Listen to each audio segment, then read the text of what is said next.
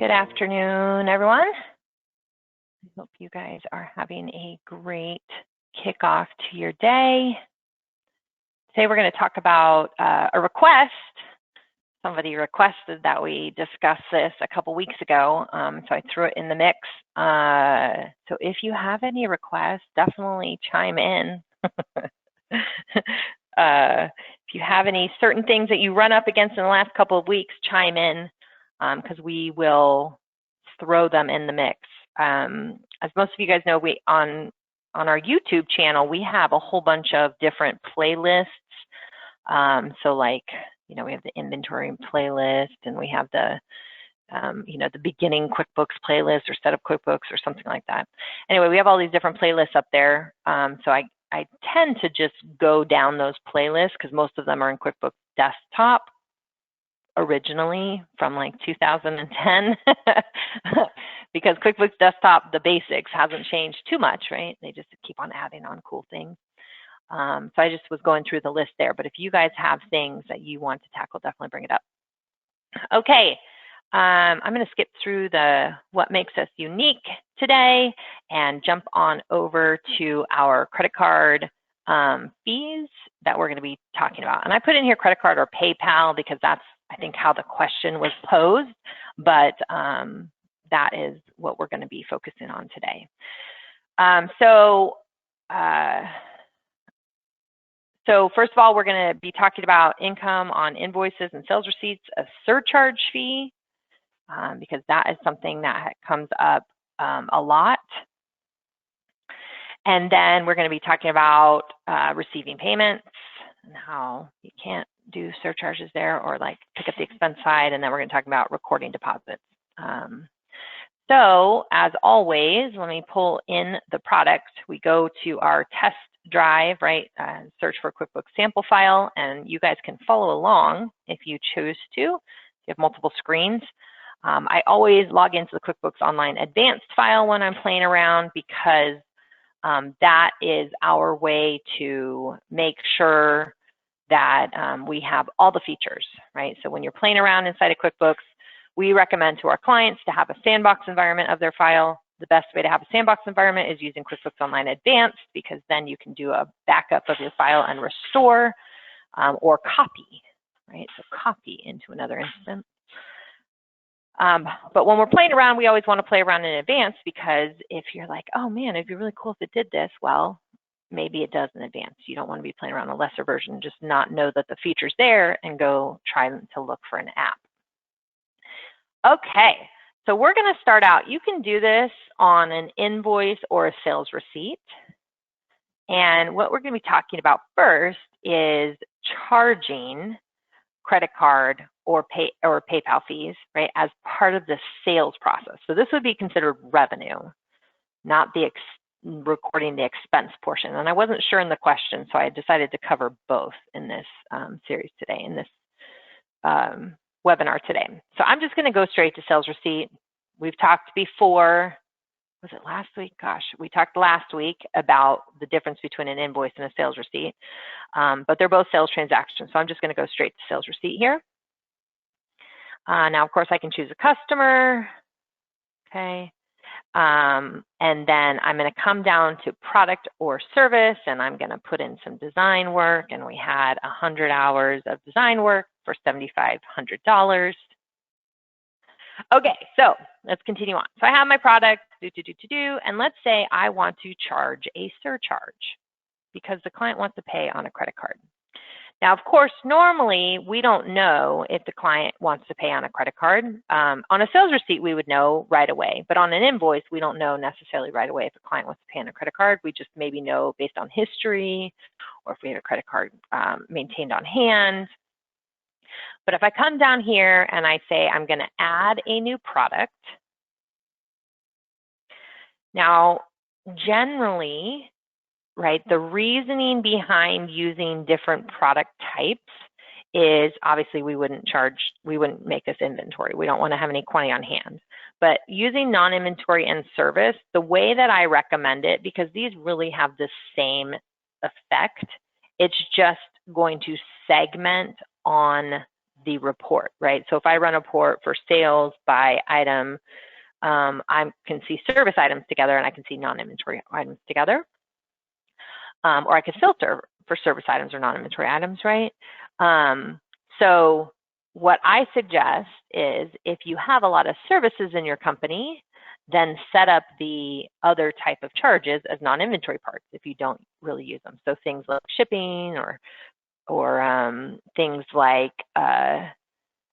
you know, handling fees or whatever. So use the one that you don't use for the bulk. So it's kind of, when you segment it, they're kind of segmented, because when you're looking at like what is our revenue and services, you know, that is your actual revenue. This is not like true revenue over here. But we have to call it revenue. So I'm going to pretend, since we are doing a services company, that I'm going to set up as a non-inventory part. Hopefully that makes sense. So I'm going to call it surcharge. Now, it used to be that you could not charge a surcharge for somebody processing a credit card. And I don't know who made that declaration. I feel like back in the day, I was told by someone that like Visa, MasterCard said they didn't want to prohibit people from, like they didn't, if somebody wanted to accept Visa and MasterCard at their place of business, they didn't want to prohibit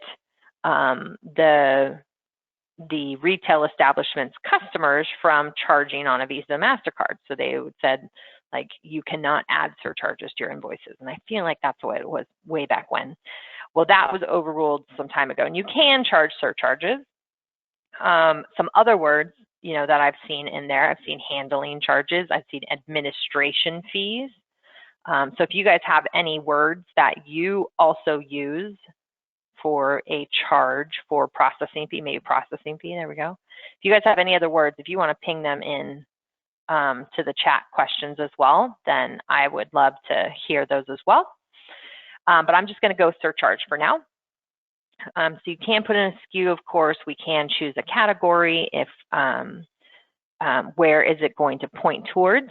Now, surcharges, we're not in the business of doing surcharges, so some people will stick it down into the other charge area, but then also some people will stick it into like other income or something along those lines. Now, we don't always recommend other income, so we might call it something like, you know, administration income or something like that.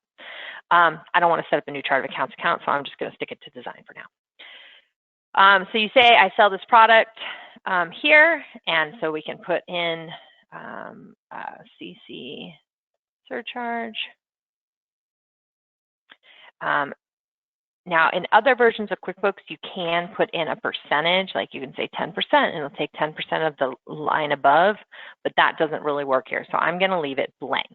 Now, I like to leave things that we have to edit on the transaction blank, because that is our key when that is our reminder when we're keying it in that you should be putting a rate in here. You have to do something on this line because it doesn't default rate.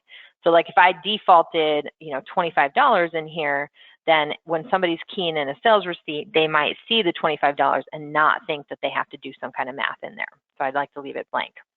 The other thing is sometimes I may put in there like 3% CC charge as an example. Sometimes customers like to do that because they, you know, they like the reminder, but sometimes they don't like to do that because they don't want their customers to know, you know, what the surcharge is for or whatever. Okay.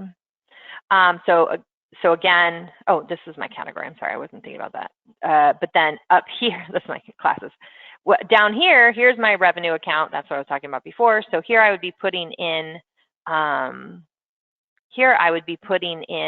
the income account. So again, some people choose to put it to other income. Some people put it to income. I've also seen where people do something similar like shipping, where they'll make it a wash. It'll make it a positive and a negative, just so that they can see, like, are they charging enough surcharges? But even if you separate it out, that's fine. So if you're going to use this item on the revenue side, then usually we're not putting this on any kind of purchase type of transaction. So you usually don't need to say, I purchased this from a vendor. So generally that is not needed to make this a double-sided item. Okay. All right, so now I set up the item for surcharge. Okay. Now, one thing to remember inside of QuickBooks that you can do math in the field. So if I wanted to charge a 3% surcharge, I can go in here and say 7,500 times 0.03, and it will do the math for me. Okay, so it stinks that it doesn't auto-calculate like in QuickBooks Desktop, but you can have, you know, as long as everybody's aware of the surcharge on your team and they want to charge the 3% fee, then you can have that go in there. I say 3% because most, right, PayPal and oh gosh, what's that other one? Charge fee and all those other, they have like a fixed fee, and usually it's around 3%, 3.25%, Venmo, all these things. Okay, so this is one way to add it to a sales receipt if you are going to do an upcharge for that amount. Okay. Now the intent here is, remember, we're not just doing an upcharge so that we can make more money. The intent is that this is going to be offset by the charge that is going to come through from PayPal or your credit card company. As far as picking up, so this is the revenue side. As far as picking it up for the expense side. Now sometimes people like to pick up the expense on the transaction itself. So let's say we did process this through PayPal. In the PayPal-based transactions, they tell you per transaction what the charge is, right? So they say, instead of this being deposited to undeposited funds, we would be depositing it to our PayPal account. Okay. And each transaction has a charge, but then it has a cost, the PayPal fee. So what's deposited into your PayPal bank account is the net of the revenue that you charge the customer and what the PayPal fee is. There are some credit card companies that do the same thing as well. Yeah. So in that case, when we come in here, and we are, I'm going to say we're not, so we just have a charge of $7,500. Now we need to charge a surcharge or remove the surcharge from this sales receipt, because what's going to be deposited into my PayPal account is going to be $7,500 minus the PayPal fee. So the way to do that is you would come in here and put in surcharge. And now maybe this surcharge would be pointing to a cost of goods sold account, right? So it would be maybe surcharge cost as an example. The expectation is also that this sales receipt is not what is presented to customer, right? Usually customer gets sales receipt, like the physical, their actual sales receipt copy from PayPal or from your web store, right? We're not giving them this sales receipt copy. This is just us recording the transaction in our accounting file. Hopefully that makes sense. So in that case, so now I have design surcharge, CC surcharge, and it's going to be less the 3%. So I take 7,500 times negative 0.03. So it takes out the 225. It shouldn't be taxable. I guess I forgot to uncheck that. Or it shouldn't be taxable. And then this is the subtotal, right? So now it's 7,275 is what goes into my PayPal account. So you can do it on a per transaction basis as well. Okay. Now, by doing it on the per transaction basis, one of the things that's nice about that, it's more work. It's an extra line in your accounting system, so maybe not super effective. But what's nice about it is that the charge, right, if I go look at profitability by customer, the charge is picked up under Amy's Bird Sanctuary. So that is nice, doing it on a per transaction basis. Now, of course, if you're selling through a web store, you may not have that many repeat customers that it's going to matter. But that is on a sales receipt, how you can pick up the charge for a PayPal fee. One thing I forgot to mention earlier, so I said about how you can charge surcharges now, the revenue side, you can charge it. I forgot to mention that you cannot, in Massachusetts and Connecticut, still, you're not allowed to do it, I guess. I read that online. I'm not the expert in surcharges. I just know how to record them. Okay. All right, so we have that one. Oh, let me just go ahead and save. Okay, now one thing to note, I just wanted to point out. So sometimes when you receive the payment, you know, so let's say Amy's Bird Sanctuary is paying us a payment against this transaction here, right? So sometimes what people will do is they will want to, so they'll say, okay, I'm going to charge the $239, but there's a credit card fee in there. So you cannot modify on this screen, you cannot modify to charge that credit card or that PayPal processing fee. What you can do is you can open up the invoice and you can add it to the invoice. Now this could be a problem if, you know, the invoice was from 30 days ago. You don't want to be doing prior period adjustments. Okay, so if you really want to pick it up as a transaction tied to Amy's Bird Sanctuary, but you cannot go back to edit the original one, then the way to do that would be to create a credit memo. So I'd come in here, choose Amy's Bird Sanctuary, pick up the surcharge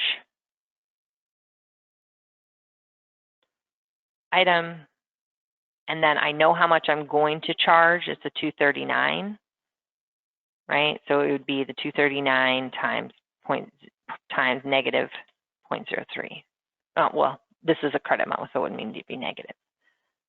So $7.17, not taxable. And I don't want to send this to customers, so definitely not save and send, save and close. Okay, so if you want to pick it up, if you are so curious to say, like, I need to have profitability, including the cost of processing fees, which if you are a shop that has higher ticket items, right, that can matter. 3%, I mean, we say 5% is material, but 3% is almost getting very close to 5% for materiality. And sometimes in these more modern or like more recent ones, they'll charge 3.5%, right? A fixed fee of 3.5%. So something to keep in mind. So then, of course, what we would want to do is we'd want to go in and receive payment.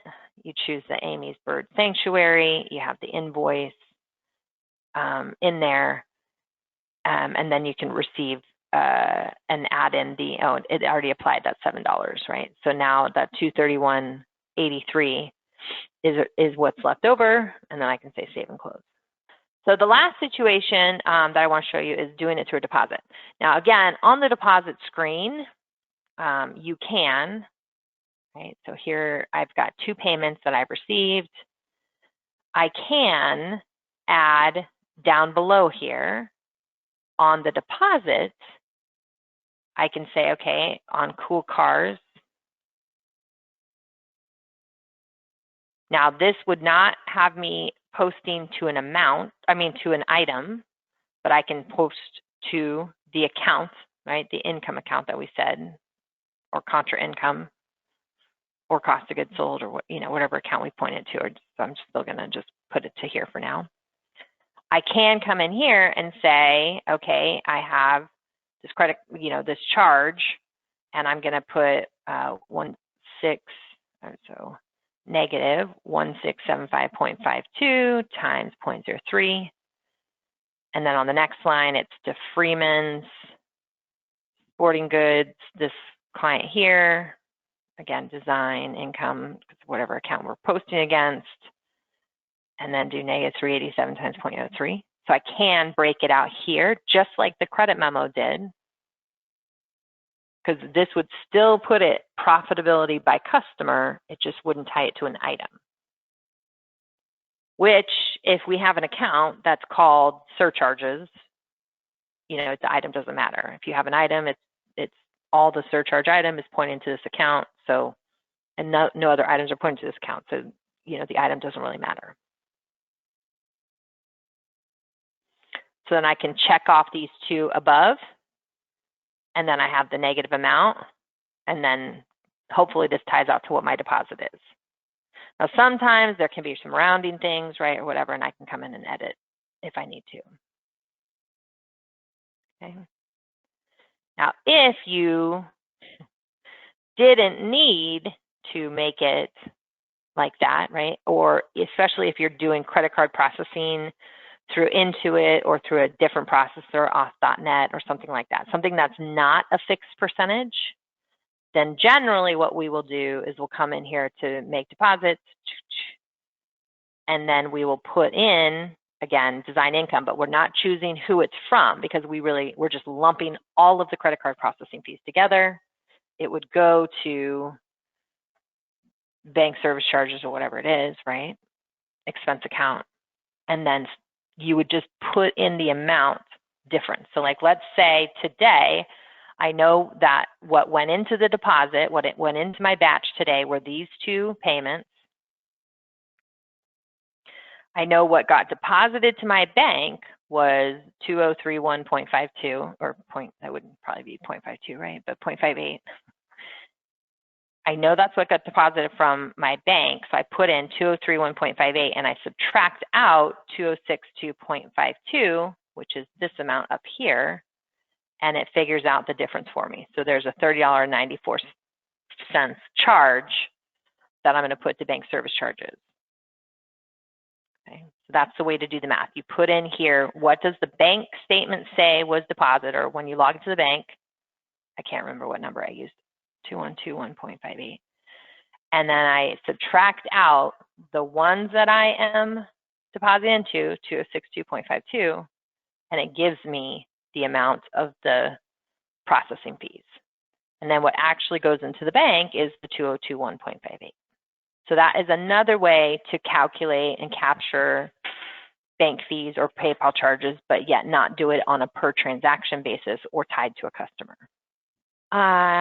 Okay, that's all I have today. If you guys have any questions, definitely let me know. Coming up, I'll hang out here for just a minute. Coming up, we're going to talk about entering beginning balances in the next couple of weeks. I think it'll take us 2 weeks to get through that. And how this could be helpful if you guys are already using QuickBooks. We have a lot of clients who are converting from desktop to online, and they just need some help with some of the stuff that doesn't transfer over. So it can be helpful still. Talk about estimates, prepaid expenses, job profitability, and some other things coming up here. If you guys have other things you want to learn, definitely let me know. All right. Thank you guys so much. I will hang out here if you have any questions. All right. Lauren asked, do you do beginning balances with the journal entry? Got to chime in. So some of them, yes, not all of them. It's easier if you do some other type of transactions, right? So we'll talk about that. We'll talk about setting up OpenAR, OpenAP, uncleared transactions, trial balances by month, and maybe I'll extend it to a couple extra weeks to show how to do detail, sales history. So yeah, there's a lot. Should sales tax be added to a service such as repair? So Marianne, that matters, but it depends on the state you're in. It depends on the state you're in. And there's a lot of things. Sales tax is like a whole separate can of worms. Yeah, but I'll just say sales tax be added to service such as repair. It depends on the state you're in. And it depends on the kind of service that you're offering. It depends on if the repair adds value. It depends on if you're using parts with the repair. And like sometimes the parts are taxable. I'm sorry, sometimes the labor's taxable, but not the parts, right? So there's all sorts of things. Okay, thank you guys so much.